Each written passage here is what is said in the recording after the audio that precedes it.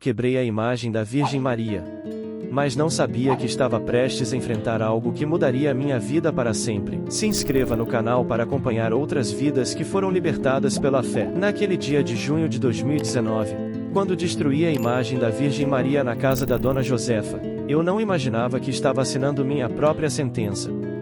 Era uma operação de rotina no Complexo da Maré, e eu estava fazendo o que sempre fazia, mostrando quem mandava ali. Meu nome é Cavalcante, cabo da Polícia Militar do Rio de Janeiro há 12 anos, e naquela manhã quente eu acordei com a mesma revolta de sempre queimando no peito. A sirene do caveirão cortava o silêncio das vielas enquanto nossa equipe se espalhava pelos becos. Eu conhecia cada canto daquele lugar, cada esconderijo, cada cara de bandido e cada olhar de medo dos moradores. Para mim, era tudo igual, e favelado era favelado, não importava se era trabalhador ou vagabundo. Todos mereciam o mesmo tratamento que eu dava. Quando chegamos na casa da Dona Josefa, uma senhora de uns 70 anos, magra e curvada pelo tempo, ela estava na porta segurando um rosário nas mãos trêmulas. Os olhos dela me encaravam com uma dignidade que me irritava profundamente. Era sempre assim, que quanto mais humildes eles se mostravam, mais raiva eu sentia. "O senhor não pode entrar na minha casa assim", ela disse, com a voz firme apesar do medo visível. "Precisa de mandado." Eu ri na cara dela. "Mandado? Aqui quem dá as ordens sou eu, vó. Sai da frente." Empurrei a porta e entrei. A casa era pequena, limpa, com cheiro de café e sabão. No canto da sala, havia um altar improvisado com velas, flores e uma imagem da Virgem Maria de uns 30 centímetros, pintada em azul e branco. A mulher havia corrido atrás de mim, implorando para que eu respeitasse sua casa. "Por favor, senhor policial", ela chorava. "Eu sou trabalhadora, nunca fiz mal a ninguém. Essa é a casa de Deus." Quando ouvi aquelas palavras e vi aquela imagem sorrindo para mim, algo explodiu dentro do meu peito. Era como se toda a raiva que eu carregava há anos tivesse encontrado um alvo perfeito. Peguei o cacetete, sem pensar duas vezes, comecei a bater na imagem até ela se despedaçar completamente. "Casa de Deus coisa nenhuma", eu gritava enquanto os pedaços de gesso voavam pela sala. "Isso aqui é superstição de favelado ignorante. Cadê seu Deus agora, hein? Cadê ele para te proteger?" A Dona Josefa caiu de joelhos no chão, juntando os pedaços da imagem com as mãos cortadas pelos cacos. As lágrimas dela pingavam no chão junto com o sangue, e ela repetia entre soluços: "Senhor Jesus, perdoa ele, porque ele não sabe o que faz." Eu saí dali rindo, fazendo piada com meus colegas sobre a velha chorona e sua santinha quebrada. Para mim, aquilo tinha sido apenas mais um dia de trabalho, mais uma demonstração de força. Não fazia ideia de que, naquele momento, minha vida havia tomado um rumo completamente diferente. Cresci em Bangu, filho da Daniele, uma mulher sofrida que passava os dias rezando para santos que nunca respondiam nossas orações. Meu pai tinha ido embora quando eu tinha 7 anos, e minha mãe se agarrava na religião como uma tábua de salvação que nunca chegava. Eu via ela acender velas, fazer promessas, chorar diante de imagens de gesso, e nossa vida continuava a mesma, pobre, difícil, cheia de necessidades. "Cavalcante, vem rezar comigo", ela sempre pedia. "Para quê, mãe?" "Para que Deus não escuta a senhora mesmo." Com o tempo, aquela revolta foi crescendo dentro de mim. Via bandido andando de carro importado enquanto o trabalhador pegava 3 ônibus para chegar em casa. Via político rico enquanto gente honesta passava fome. Onde estava Deus nessa hora? Por que ele não fazia justiça? Quando entrei na Polícia Militar aos 22 anos, encontrei uma forma de canalizar toda aquela raiva. Finalmente eu tinha poder, tinha uma arma, tinha autoridade. Podia fazer a justiça que Deus não fazia. Se ele não ia botar ordem no mundo, eu ia. Minha esposa Tatiana tentava me acalmar quando eu chegava em casa cheio de ódio. Meus filhos, Gesiel de 15 anos e Pamela de 12, começaram a ter medo de mim. Eu tratava bandido como bicho, mas também tratava trabalhador como suspeito. Para mim, favelado era tudo igual. Você está mudando, Cavalcante, Tatiana me disse uma noite. Os meninos nem conversam mais com você. Estou mudando nada. O mundo que é uma porcaria, e alguém tem que botar ordem. Cada operação era uma oportunidade de mostrar minha força. Cada revista era uma chance de humilhar quem eu considerava inferior. E quando via algum altar, alguma imagem, alguma manifestação de fé, a raiva só aumentava.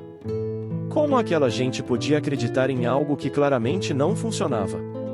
A manhã seguinte aquela operação começou como todas as outras.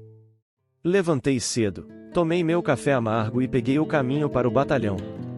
Tatiana mal falou comigo, e as crianças fingiram que estavam dormindo quando passei pelo quarto delas. Já havia me acostumado com o silêncio da minha família. No quartel, os colegas ainda riam da história da véia e da santinha quebrada. Eu contava os detalhes com orgulho, imitando o jeito dela chorando, exagerando na encenação. Para mim, aquilo era só mais uma anedota para dividir nos intervalos. Você viu a cara dela quando você quebrou a imagem? Perguntava o sargento Lima. Cara de cachorro quando leva chute, eu respondia, e todos riam. Durante 3 semanas, a vida seguiu normal. Operações, revistas, conflitos, a rotina de sempre. Eu continuava chegando em casa cada vez mais amargo, tratando minha família como se fossem estranhos, dormindo mal e acordando pior. Tatiana havia parado de tentar conversar comigo, e isso me deixava ainda mais irritado. Lembro que naquelas 3 semanas, minha agressividade foi ficando cada vez pior. Numa operação na Vila do João, empurrei um idoso contra a parede só porque ele demorou para mostrar o documento. Em outra, na Cidade Alta, dei um tapa na cara de um menino de 12 anos porque ele estava olhando para mim de forma que achei desrespeitosa. Meus colegas começaram a comentar que eu estava exagerando, mas eu não ligava. Cavalcante, você está muito nervoso ultimamente, disse o Cabo Santos depois de uma operação particularmente violenta. Relaxa, cara. Nervoso nada. Estou fazendo meu trabalho direito. O problema é que vocês são moles demais. A verdade é que algo estava crescendo dentro de mim, uma sede de violência que parecia insaciável. Quanto mais eu agredia, mais eu queria agredir. Quanto mais eu humilhava, mais prazer eu sentia nisso.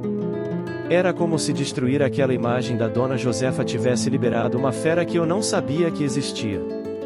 Foi numa terça-feira, 15 de julho, durante uma operação na Cidade de Deus, que tudo mudou. Era uma ação grande, com várias viaturas, para desarticular uma boca de fumo que estava dando muito trabalho. Eu estava confiante como sempre, com minha farda, meu colete, minha arma em punho. O tiroteio começou quando estávamos subindo uma das principais vielas da comunidade. Os traficantes tinham se posicionado estrategicamente e estavam bem armados. Eu me abriguei atrás de um muro baixo, junto com mais 2 colegas, esperando uma oportunidade para avançar. Cavalcante, vamos pela direita, gritou o Cabo Santos. Saí correndo em direção à próxima cobertura quando senti o primeiro impacto. Foi como um soco gigantesco no peito que me jogou para trás. Ainda tentei continuar correndo, mas o segundo tiro me acertou na altura do coração, e o terceiro pegou bem no meio das costelas. Caí no chão sem conseguir respirar.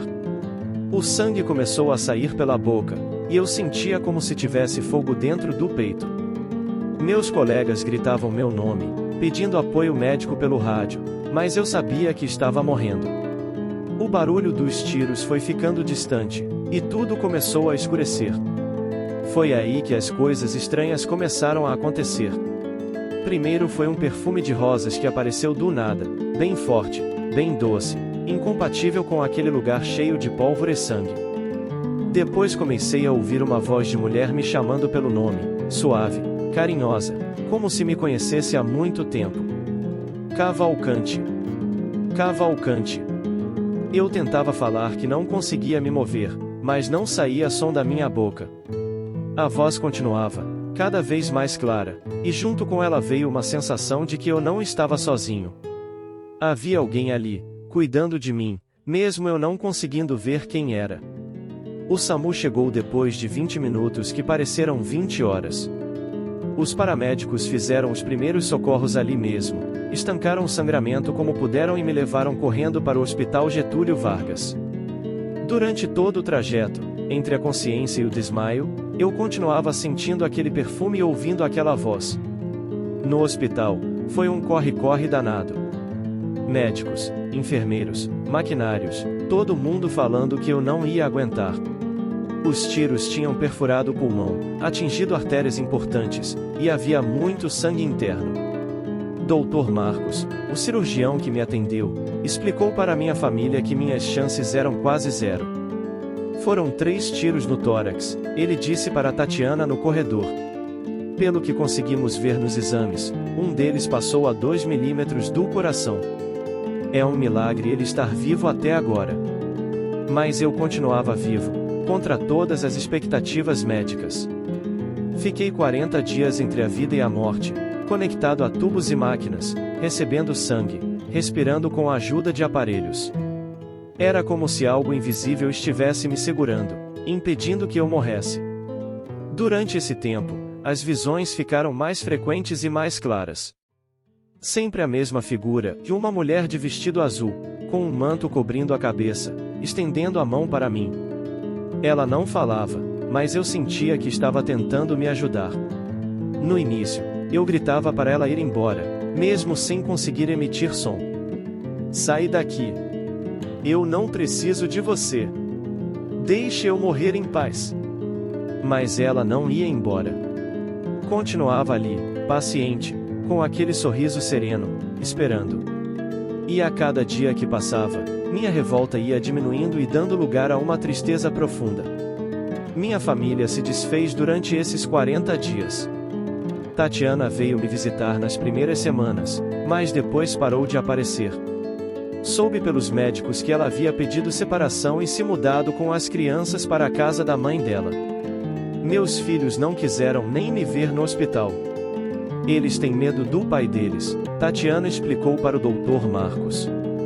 Mesmo assim, dormindo, ele parece bravo. Fiquei sozinho com minha dor, meu orgulho ferido e aquela figura que insistia em me fazer companhia. Não tinha mais família, não tinha mais trabalho, não tinha mais nada. Era como se tudo que eu havia construído com base na força e na agressividade tivesse desmoronado junto com meu corpo. A partir da 3ª semana no hospital, o desespero começou a tomar conta de mim de uma forma que eu nunca havia experimentado. Não era só a dor física dos ferimentos ou o medo da morte. Era algo muito pior, a certeza absoluta de que minha vida tinha sido um desperdício completo. Ficava ali, conectado aos aparelhos, ouvindo o bip constante dos monitores, pensando em tudo que eu havia feito. Quantas pessoas eu havia humilhado? Quantas famílias eu havia desrespeitado?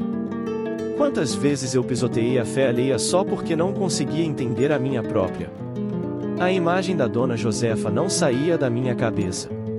Eu via ela juntando os pedaços daquela santa quebrada, o sangue das mãos dela se misturando com as lágrimas, e aquela oração que ela fez: Senhor Jesus, perdoa ele, porque ele não sabe o que faz. Como ela teve coragem de pedir perdão para mim depois do que eu fiz com ela? Dr. Marcos vinha me ver todos os dias, checava os aparelhos, conversava com as enfermeiras. Eu ouvia ele comentar com a equipe médica sobre meu caso ser inexplicável. Os exames mostravam que eu deveria ter morrido no primeiro dia, mas alguma coisa estava me mantendo vivo. Olha só esses exames, ele dizia para a residente. As balas estão em posições que deveriam ter causado hemorragia fatal, mas o sangramento parou sozinho. Nunca vi nada igual. Às vezes eu queria gritar para eles que era melhor me deixar morrer logo. Que não adiantava me manter vivo para voltar a ser a mesma pessoa amarga e violenta que eu era antes. Mas as palavras não saíam, e eu ficava ali, prisioneiro do meu próprio corpo e dos meus pensamentos. As visões com a mulher de azul foram ficando mais intensas. Ela aparecia principalmente de madrugada, quando o hospital estava mais silencioso. Sempre no mesmo lugar, ao pé da minha cama, sempre com a mão estendida, sempre com aquele olhar de compaixão que me deixava ainda mais revoltado. Por que você não me deixa em paz? Eu pensava, já que não conseguia falar. Eu não mereço sua ajuda. Eu sou um monstro. Mas ela continuava ali, e aos poucos eu comecei a reparar nos detalhes. O rosto dela era sereno, jovem, mas com uma sabedoria antiga nos olhos. O vestido azul tinha pequenas estrelas bordadas, e havia uma luz suave ao redor dela, como se ela trouxesse a própria claridade. Era curioso como, mesmo na minha incredulidade, eu sentia uma paz estranha quando ela aparecia. Como se o quarto ficasse mais quente, mais acolhedor. O barulho dos aparelhos diminuía, e até a dor física parecia mais suportável. Mas meu orgulho era maior que qualquer alívio que ela pudesse me trazer. Na quarta semana, minha mãe Daniele veio me visitar. Ela entrou no quarto chorando, se aproximou da cama e segurou minha mão. Estava mais magra, mais velha, com o cabelo todo branco. Aquela mulher que eu tanto decepcionei na vida ainda teve coragem de vir me ver.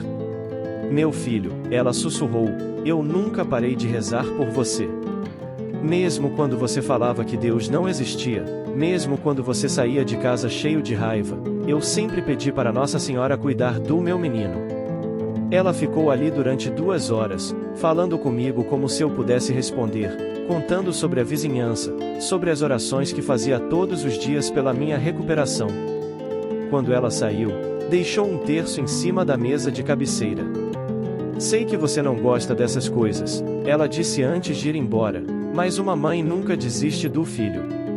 Naquela noite, olhei para o terço que minha mãe havia deixado. Era simples, de madeira, desgastado pelo uso. Imaginei quantas ave-marias ela havia rezado com aquele terço, quantas lágrimas haviam caído sobre aquelas contas pequenas. E pela primeira vez em muito tempo, senti algo diferente da raiva e senti remorso. Os dias foram passando, e eu percebi que estava ficando mais fraco, não mais forte. Os médicos faziam novos exames, ajustavam medicações, mas meu corpo parecia estar desistindo. Era como se eu estivesse morrendo aos poucos, célula por célula, órgão por órgão. Minha pressão arterial caía constantemente, meus rins começaram a apresentar problemas, e os médicos falavam em transferir para UTI. Doutor Marcos conversava com outros especialistas, todos concordando que minha situação estava se deteriorando rapidamente. Parece que o corpo dele está desistindo, ouvi uma enfermeira comentar com outra. Às vezes acontece isso. A pessoa sobrevive ao trauma inicial, mas depois não consegue se recuperar completamente. Foi na 5ª semana que tive o primeiro sonho claro. Eu estava de volta na casa da Dona Josefa, mas ela estava inteira, não quebrada como eu a havia deixado. A casa estava cheia de luz, e havia música suave tocando em algum lugar que eu não conseguia identificar. A Dona Josefa estava lá, só que mais jovem, com o mesmo rosto, mas sem as rugas e a curvatura da idade. Ela segurava uma imagem nova da Virgem Maria, idêntica àquela que eu havia destruído. Cavalcante, ela disse, com voz doce, você está sofrendo muito. Eu mereço sofrer, respondi no sonho. Olha o que eu fiz com a senhora, com sua casa, com sua fé. Quem sou eu para não perdoar o que ela já perdoou? A Dona Josefa sorriu. Você precisa se perdoar também. Como posso me perdoar? Eu destruí tanta coisa, machuquei tanta gente. Sou um homem terrível. Você foi um homem perdido, ela corrigiu. Mas homem perdido não é homem condenado. Sempre há um caminho de volta. Acordei daquele sonho com o rosto molhado de lágrimas. Era a primeira vez que eu chorava desde criança, e aquelas lágrimas pareciam carregar anos de dor acumulada. Senti como se algo muito pesado estivesse sendo tirado do meu peito, junto com toda aquela tristeza. A partir daquele sonho, tudo começou a mudar dentro de mim. Não era mais só medo da morte ou arrependimento pelas coisas ruins que eu havia feito. Era como se eu estivesse começando a entender alguma coisa que nunca havia compreendido antes, mas ainda não sabia dar nome para aquele sentimento. As enfermeiras comentavam que eu parecia mais calmo. Minha respiração estava mais regular, e os aparelhos mostravam sinais de melhora que os médicos não conseguiam explicar. Mas por dentro, eu estava passando por uma tempestade. Comecei a lembrar de coisas que havia esquecido há muito tempo. Minha infância, quando minha mãe me levava para a missa aos domingos e eu gostava de ouvir o coral cantando. As vezes que ela me colocava para dormir fazendo o sinal da cruz na minha testa. Os momentos em que, mesmo sendo criança revoltada, eu sentia uma paz estranha dentro da igreja. Quando foi que eu perdi isso? Pensava comigo mesmo. Quando foi que a raiva tomou o lugar de tudo? Lembrei de um episódio específico da minha adolescência. Eu tinha 16 anos e estava passando por uma fase muito difícil na escola. Alguns meninos mais velhos implicavam comigo, me chamavam de pobre, de favelado. Cheguei em casa um dia com o lábio rachado de tanto apanhar. Minha mãe me levou para o quarto, limpou meu machucado e disse: "Meu filho, quando alguém te machucar, não machuca de volta. Ora por essa pessoa. A violência só gera mais violência." "Mas mãe, eles vão continuar me batendo se eu não revidar." "Então deixa que Deus cuide disso. Você cuida de ser uma pessoa boa." Na época, achei aquilo uma grande bobagem. Pensei que minha mãe era fraca, que não entendia como o mundo funcionava. Mas agora, deitado naquela cama de hospital, percebi que ela entendia muito mais que eu. Ela sabia que a violência era um ciclo sem fim, e tentou me ensinar a quebrá-lo. Eu é que não quis escutar. Dr. Marcos veio me ver numa manhã e trouxe novos exames. Ele estava com uma expressão confusa, quase assustada, olhando os papéis e depois olhando para mim. "Cavalcante", ele disse, mesmo sabendo que eu não podia responder, "esses resultados não fazem sentido. As balas mudaram de posição no seu corpo. Uma delas, que estava comprimindo uma artéria principal, simplesmente se moveu 2 centímetros para o lado durante a noite." Ele chamou outros médicos, e todos ficaram discutindo ao pé da minha cama. Palavras como "é impossível", "nunca vi isso" e "a fenômeno inexplicável" eram repetidas constantemente. Mas eu sabia que não era impossível. Alguma coisa estava acontecendo comigo, alguma coisa que estava além da medicina. "Dr. Marcos", disse um dos especialistas consultados, "em 40 anos de carreira, nunca presenciei uma recuperação assim. Os tecidos estão se regenerando numa velocidade impressionante, os órgãos voltaram a funcionar normalmente, e esses deslocamentos das balas, é como se algo estivesse reorganizando o corpo dele por dentro." "Vocês acham que devemos documentar o caso?", perguntou o Dr. Marcos. "Definitivamente. Isso vai virar artigo científico." Naquela mesma noite, a mulher de azul apareceu diferente. Em vez de ficar ao pé da cama, ela se aproximou mais, e pela primeira vez eu consegui ver seu rosto com nitidez. Era jovem, mas tinha nos olhos uma sabedoria que parecia atravessar séculos. Ela sorria para mim com uma ternura que eu nunca havia recebido de ninguém. "Você está com medo", ela disse, e sua voz soava como uma melodia suave. "Estou", admiti, surpreso por conseguir falar naquela visão. "Tenho medo de morrer, mas tenho mais medo ainda de viver." "Por quê?" "Porque eu não sei viver de outro jeito. Só sei usar a força, só sei ser violento. Como vou mudar agora?" Ela estendeu a mão para mim, e quando nossos dedos se tocaram, senti um calor que subiu pelo meu braço e se espalhou pelo corpo inteiro. Era como se alguém tivesse acendido uma fogueira dentro do meu peito, mas uma fogueira que não queimava, que apenas aquecia. "O amor sempre foi mais forte que a força", ela disse. "Você só esqueceu como usar. Mas eu machuquei tanta gente. Como eles vão me perdoar?" "Comece perdoando você mesmo." "Como faço isso?" "Nem sei por onde começar." "Comece reconhecendo que você não era mal por natureza. Você estava perdido, machucado por dentro, e descontava essa dor nos outros. Perdoar a si mesmo é entender que você era uma pessoa ferida tentando lidar com a vida da única forma que conhecia." Aquelas palavras me tocaram de uma forma que eu não esperava. Pela primeira vez, alguém estava me explicando que minha violência não era maldade pura, mas dor transformada em agressão.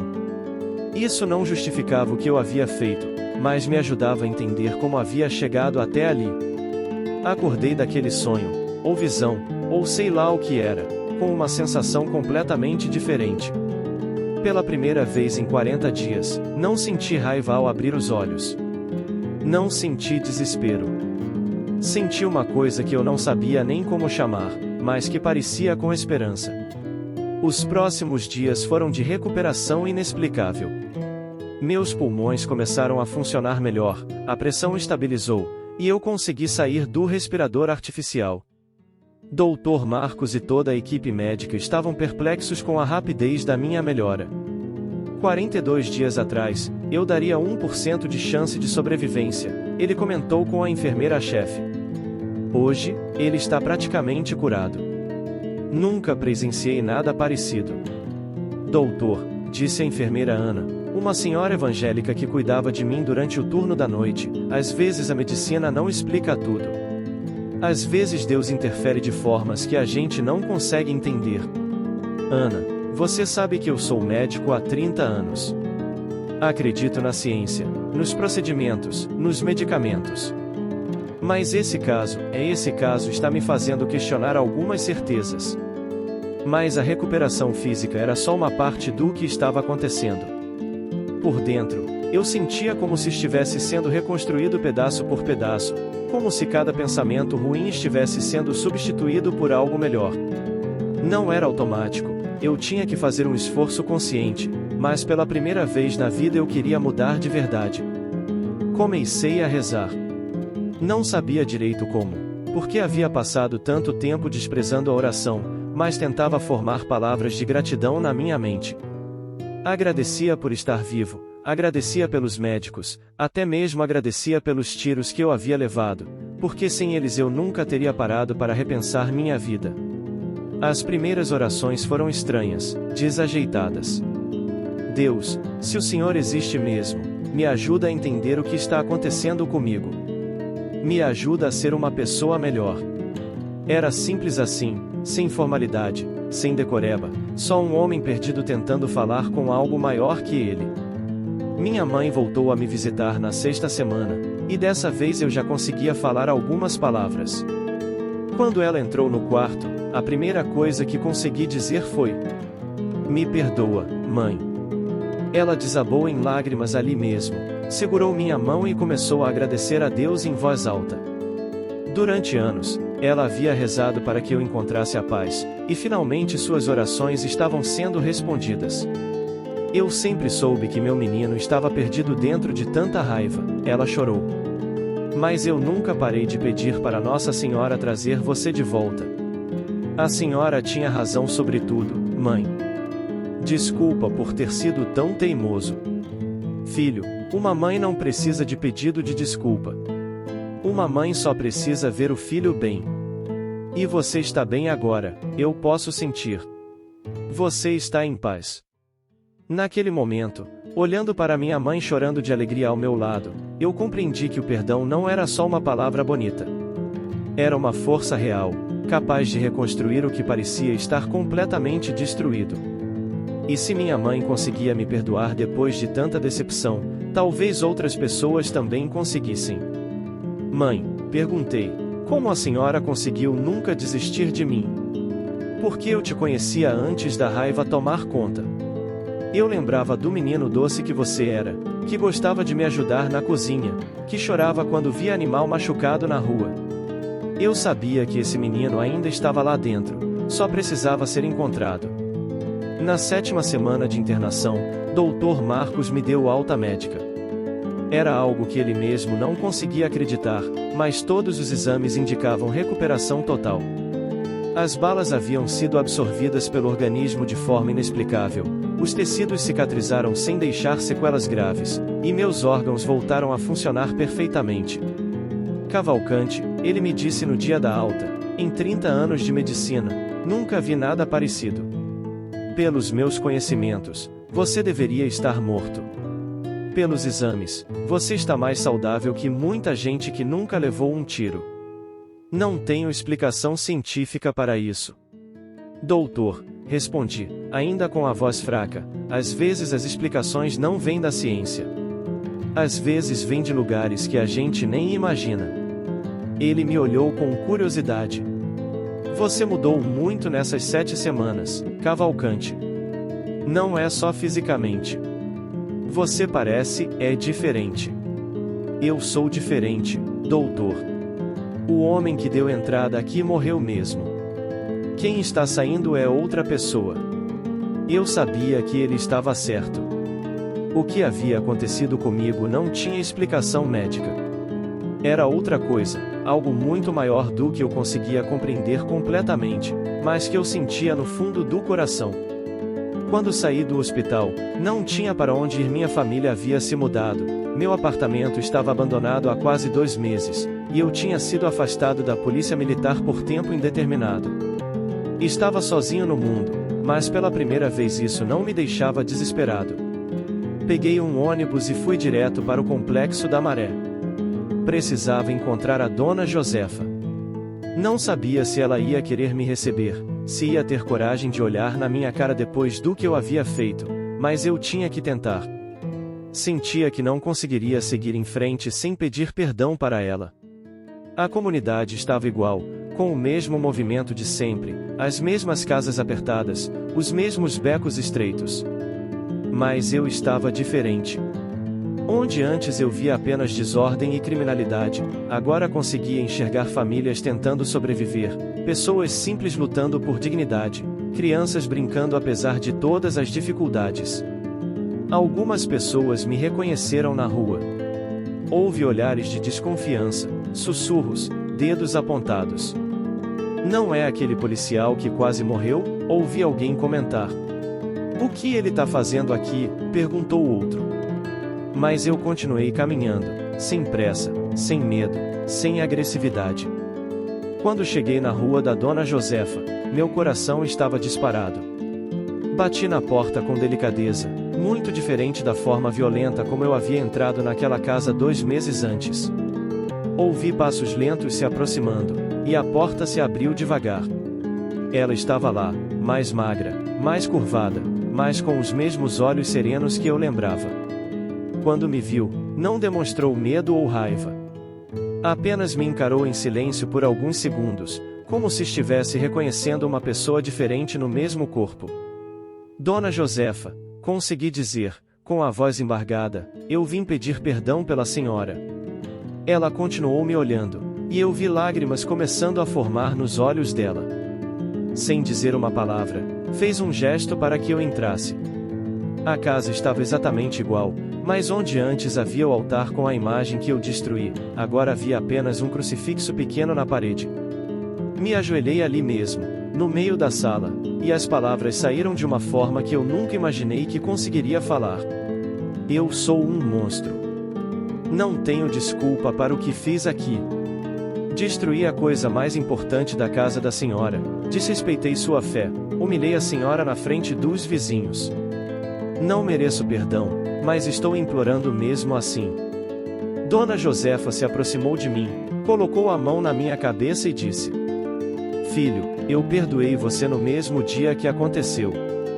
Quando juntei os pedaços da minha santa quebrada, pedi para ela cuidar de você, porque vi que você estava sofrendo muito por dentro.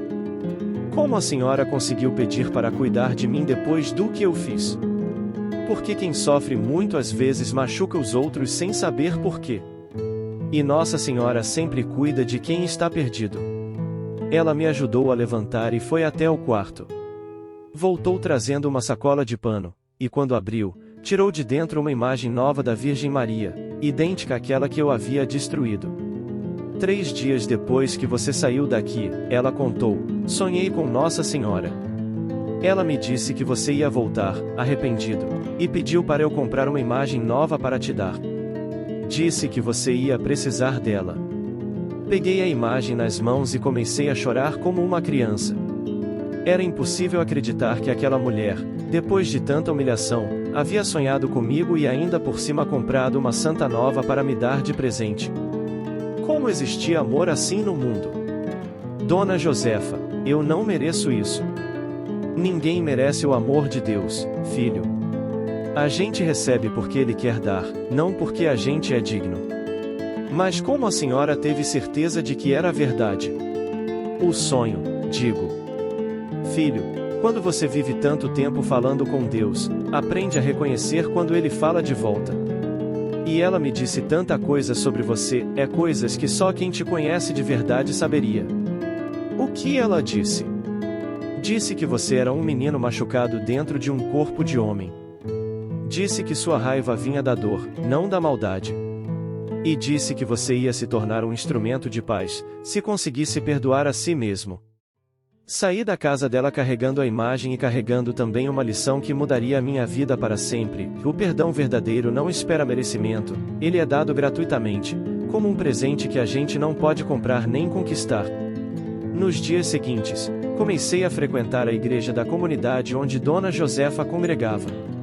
Era uma igrejinha simples, de paredes pintadas de azul claro, com bancos de madeira desgastada e um altar pequeno, mas sempre cheio de flores frescas. No primeiro domingo que fui à missa, as pessoas me olhavam com desconfiança. Alguns me reconheceram como o policial que costumava fazer operações ali, e a notícia de que eu havia sido baleado já havia se espalhado pela vizinhança. Mas Dona Josefa me apresentou para todos como ao filho que Nossa Senhora trouxe de volta, e aos poucos fui sendo aceito. Padre João, um homem de uns 50 anos, cabelos grisalhos e sorriso fácil, me chamou para conversar depois da missa. Sentamos no banco da praça em frente à igreja, e ele me ouviu contar toda a história, de minha infância revoltada, minha carreira violenta na polícia, o episódio da imagem destruída, os tiros que levei, as visões no hospital. Cavalcante, ele disse quando terminei de falar, o que aconteceu com você é o que a gente chama de conversão. Deus te derrubou do cavalo, como fez com São Paulo, para te mostrar um caminho diferente. Mas padre, como eu vou consertar tudo que destruí? Como vou recuperar minha família? Como vou trabalhar sendo ex-policial? Uma coisa de cada vez, filho. Primeiro você precisa se reconciliar completamente com Deus e consigo mesmo. Depois, Ele vai te mostrando o resto do caminho. Comecei a participar de todas as atividades da igreja. Ia às missas, participava dos grupos de oração, ajudava na organização das festas religiosas. As pessoas foram percebendo que minha mudança era real, não era apenas remorso temporário ou estratégia para me livrar de problemas. Dona Maria, uma das líderes da comunidade, me disse uma vez. No início, quando a Josefa falou que você tinha virado crente, todo mundo duvidou. Policial violento não muda da noite para o dia. Mas vendo você aqui todo domingo, ajudando a carregar cadeira, varrer o pátio, cuidando das crianças na catequese, a gente foi acreditando. 3 meses depois da minha alta hospitalar, Tatiana concordou em me encontrar. Marcamos num café na Barra da Tijuca, território neutro, longe tanto da comunidade quanto do nosso antigo bairro. Quando ela chegou, estava magra, com olheiras, visivelmente cansada. Cavalcante, ela disse antes mesmo de sentar, eu preciso saber se essa mudança é real ou se você está fingindo para me convencer a voltar. Tatiana, eu não estou tentando te convencer de nada. Só quero pedir desculpa por tudo que fiz com você e com as crianças. Vocês não mereciam ter vivido com um homem cheio de raiva como eu era. Conversamos durante 2 horas. Contei para ela tudo o que havia acontecido, desde o episódio da imagem quebrada até minha recuperação inexplicável no hospital. Ela me ouviu com atenção, fazendo perguntas, tentando entender se aquela transformação era genuína. Os meninos têm pesadelos até hoje, ela confessou. Gesiel disse que tem medo de você voltar para Casa Bravo como antes. Pamela desenha nossa família, mas nunca coloca você no papel. Aquelas palavras me cortaram mais fundo que qualquer bala. Saber que meus próprios filhos tinham medo de mim, que eu havia marcado a infância deles com trauma e violência, foi a dor mais intensa que senti em toda aquela experiência. Eu entendo se vocês nunca quiserem me perdoar, falei, segurando as lágrimas. Mas quero que vocês saibam que o pai que vocês conheciam morreu naquele hospital. Quem está aqui agora é uma pessoa diferente. Como posso acreditar nisso, Cavalcante? Quantas vezes você prometeu que ia mudar e continuou sendo a mesma pessoa? Dessa vez é diferente, Tatiana. Dessa vez não sou eu tentando mudar pela força de vontade. É outra coisa fazendo a mudança em mim. Ela ficou pensativa por um tempo, mexendo no café sem tomar. Me dá 6 meses, ela disse finalmente. 6 meses para eu ver se essa mudança é real. Se for, a gente conversa sobre família. Se não for, você nunca mais procura a gente. Concordei com as condições dela. Era mais do que eu merecia, e eu sabia disso. 6 meses para provar que eu realmente havia me tornado uma pessoa diferente. 6 meses para reconquistar a confiança da mulher que eu amava e dos filhos que eu havia magoado tanto. Saí daquele café com um peso no coração, mas também com uma determinação que eu nunca havia sentido antes. Se Deus havia me dado uma segunda chance na vida, eu ia fazer valer cada dia dela. Durante aqueles 6 meses de provação, mergulhei completamente no trabalho voluntário na comunidade. Padre João me apresentou a um projeto social que atendia jovens em situação de risco, e foi lá que encontrei meu novo propósito de vida.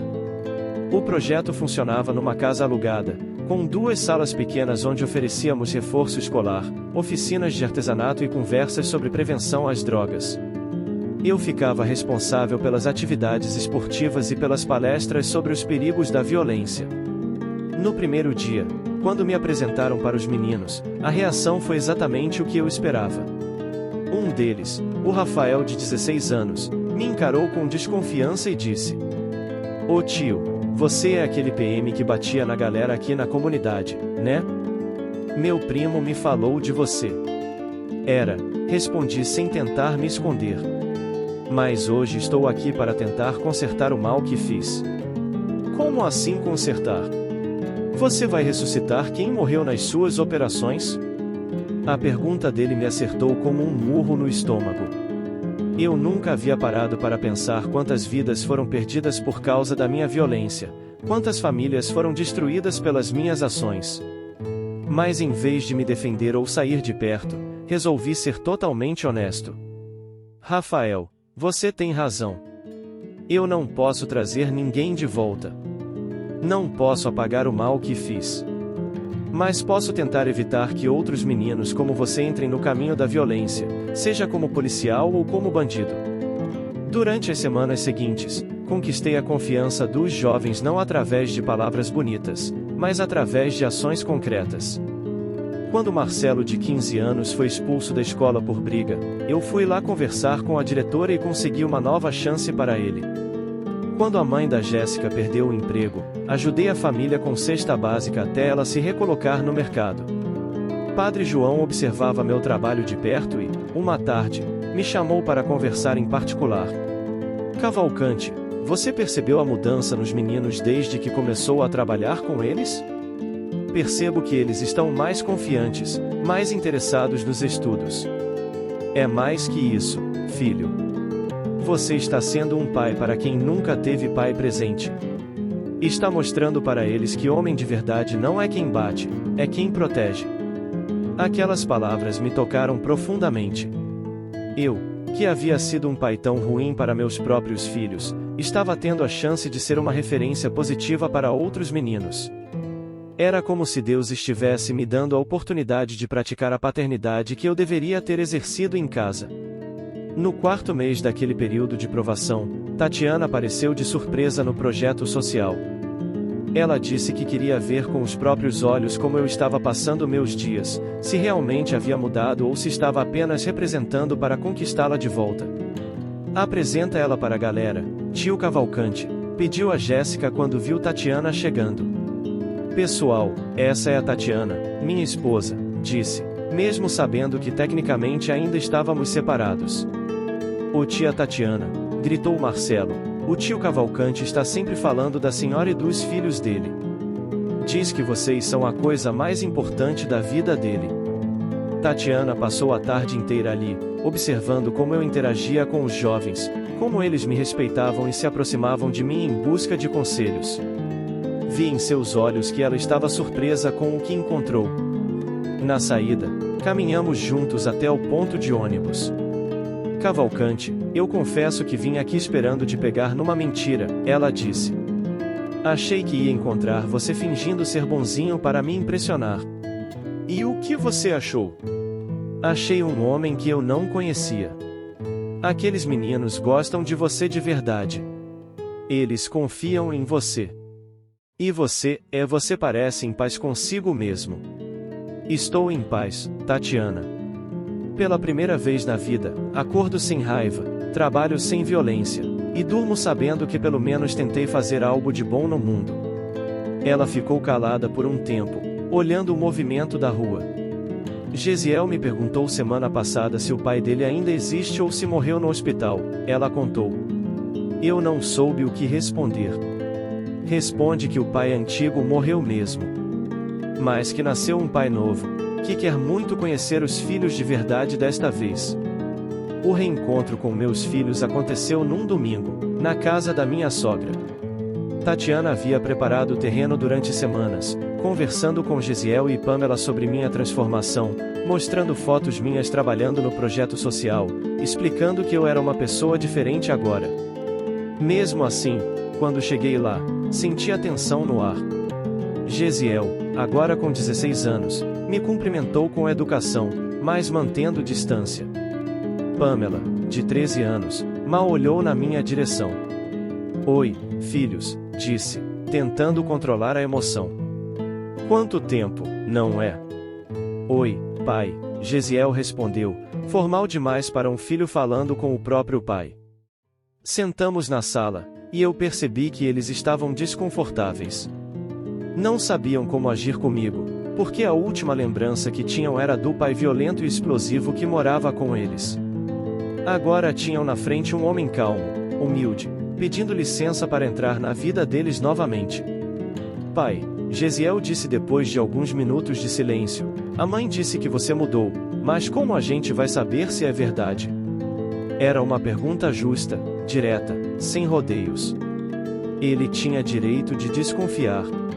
Gesiel, eu não vou pedir para vocês acreditarem em mim só porque eu estou falando. Quero que vocês me observem, me testem, vejam se minhas ações combinam com minhas palavras. E se a gente descobrir que você continua sendo a mesma pessoa? Perguntou Pamela, falando pela primeira vez. Aí vocês têm todo o direito de não querer conviver comigo. Mas espero que me deem uma chance de mostrar quem eu sou agora. Começamos a nos encontrar uma vez por semana. Eu buscava eles na escola, levava para tomar sorvete, para andar no shopping, para conversar em lugares neutros. Aos poucos, eles foram percebendo que eu realmente era diferente. Pai, Pamela me disse num desses encontros, por que você ficou tão bravo naquela época? Era uma pergunta que eu esperava há meses, e que eu havia preparado uma resposta honesta. Filha, eu estava com muita raiva dentro de mim, e não sabia lidar com esse sentimento. Acabei descontando em vocês, que não tinham culpa de nada. Foi muito errado da minha parte. Mas raiva de quê?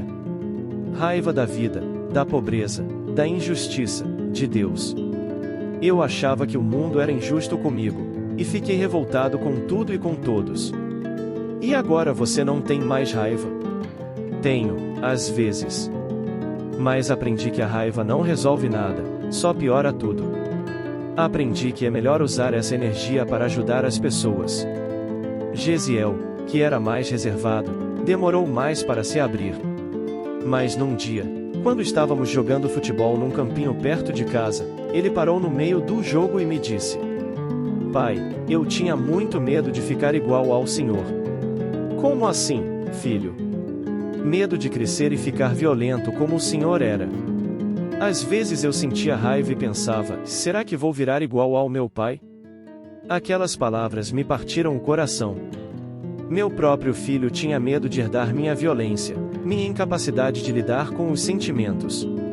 Gesiel, você não vai ficar igual a mim, porque você está aprendendo desde cedo que a violência não é o caminho. E se algum dia você sentir muita raiva, pode conversar comigo que eu te ensino como lidar com isso de forma saudável. O senhor aprendeu mesmo a controlar a raiva? Aprendi, filho. E posso te ensinar também.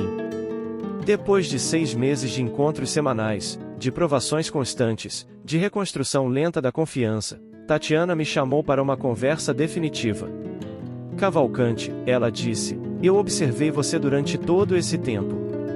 Vi como você trata os filhos, como trabalha na comunidade, como mudou sua forma de falar, de andar, de encarar os problemas. E qual sua conclusão? Minha conclusão é que você realmente morreu naquele hospital e ressuscitou uma pessoa diferente. Os meninos gostam do pai novo, eu me apaixonei pelo homem novo, e acho que nossa família merece uma segunda chance. Naquele momento, senti que minha vida havia completado um círculo. Saí de casa como um homem violento e voltei como um homem de paz. Perdi minha família pela agressividade e a reconquistei através do amor. Destruí a fé dos outros e encontrei minha própria fé no processo. 2 anos depois da minha recuperação no hospital, organizei uma cerimônia especial na igreja da comunidade. Queria fazer um pedido público de perdão para todas as pessoas que eu havia prejudicado durante meus anos como policial violento. Padre João apoiou a ideia, e juntos preparamos um culto dedicado à reconciliação. A igreja ficou lotada naquele domingo à tarde.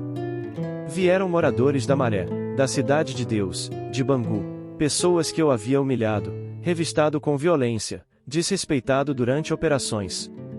Muitos chegaram desconfiados, outros curiosos, alguns ainda com medo de mim. Dona Josefa estava na primeira fileira, segurando a imagem da Virgem Maria que ela havia me dado. Ao lado dela, minha mãe Daniele, Tatiana e meus filhos. Era a primeira vez que toda a minha família estava reunida numa igreja, e isso por si só já era um milagre. Quando o Padre João me chamou para falar, senti as pernas trêmulas. Não era nervosismo comum, era a consciência de que aquele momento definiria o resto da minha vida. Era a minha chance de fechar definitivamente o ciclo de violência e abrir um novo capítulo baseado na paz. Irmãos, comecei, com voz embargada, meu nome é Cavalcante, e durante 12 anos eu usei a farda da polícia militar para semear medo e sofrimento nas comunidades desta cidade. O silêncio na igreja era absoluto. Podia-se ouvir até a respiração das pessoas. Eu humilhei mães de família durante revistas. Desrespeitei idosos. Tratei crianças como criminosos em potencial. Zombei da fé de vocês, destruí objetos sagrados, pisei na dignidade de quem já tinha pouco na vida. Vi lágrimas nos olhos de algumas pessoas que estavam me ouvindo. Eram lágrimas de dor, de lembrança de momentos traumáticos que eu havia causado. Não vim aqui para me justificar ou dar desculpas. Vim para assumir publicamente minha responsabilidade e pedir perdão. Sei que alguns de vocês nunca vão conseguir me perdoar, e eu entendo isso. Mas preciso que saibam que o homem que fez aquelas maldades com vocês morreu num hospital, levando 3 tiros no peito. Contei então toda a história, e a imagem destruída, os tiros que levei, as 40 noites entre a vida e a morte, as visões, a recuperação inexplicável, o reencontro com Dona Josefa. Quando acordei naquele hospital, continuei, não era mais a mesma pessoa. Alguém havia plantado amor onde antes só existia ódio. Alguém havia colocado humildade no lugar do orgulho. E quando digo alguém, vocês sabem de quem eu estou falando. Apontei para a imagem da Virgem Maria que Dona Josefa segurava. Foi ela quem me visitou durante 40 noites. Foi ela quem segurou minha mão quando eu queria morrer. Foi ela quem me ensinou que a verdadeira força está em servir, não em dominar. Nesse momento, Dona Josefa se levantou e caminhou até o altar. Com lágrimas nos olhos, ela estendeu a imagem para mim. Cavalcante, ela disse em voz alta para toda a igreja ouvir, no dia que você quebrou minha santinha, eu chorei muito. Mas quando juntei os pedaços, pedi para Nossa Senhora cuidar de você. Hoje, vendo o homem que você se tornou, sei que minhas orações foram atendidas. A igreja inteira começou a chorar.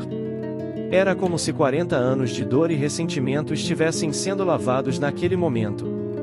Pessoas que eu havia machucado se levantavam dos bancos e vinham até o altar para me cumprimentar, para dizer que me perdoavam.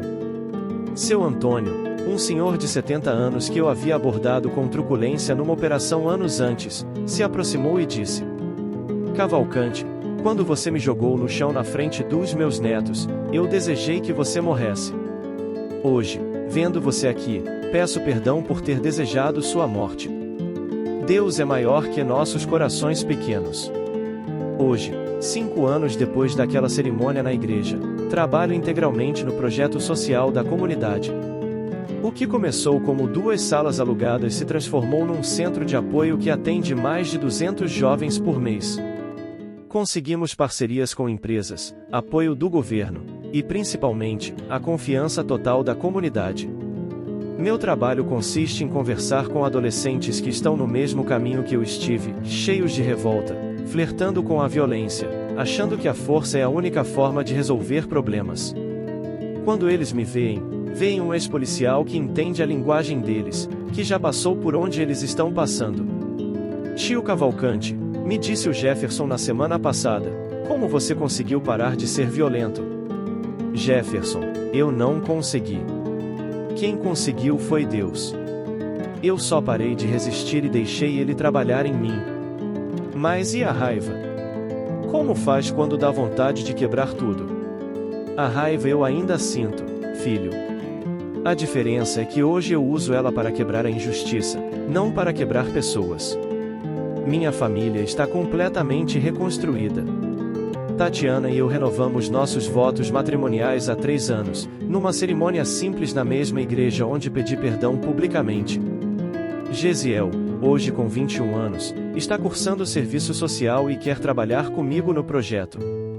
Pamela, com 18, está no 2º ano de psicologia e sempre diz que quer ajudar famílias que passaram pelo que a nossa passou.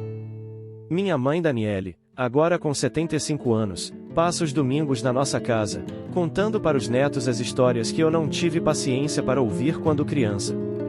Ela sempre termina essas conversas dizendo: nunca duvidei que meu menino ia encontrar o caminho certo. Só não sabia que o caminho passava por tanto sofrimento.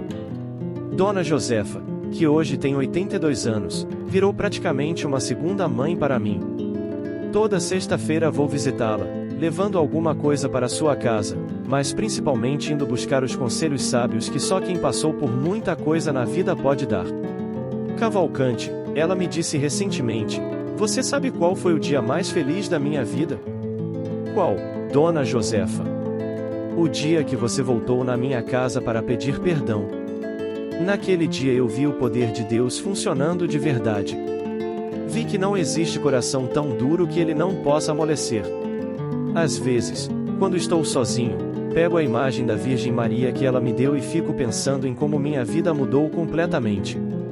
Saí de um caminho de destruição e entrei num caminho de construção.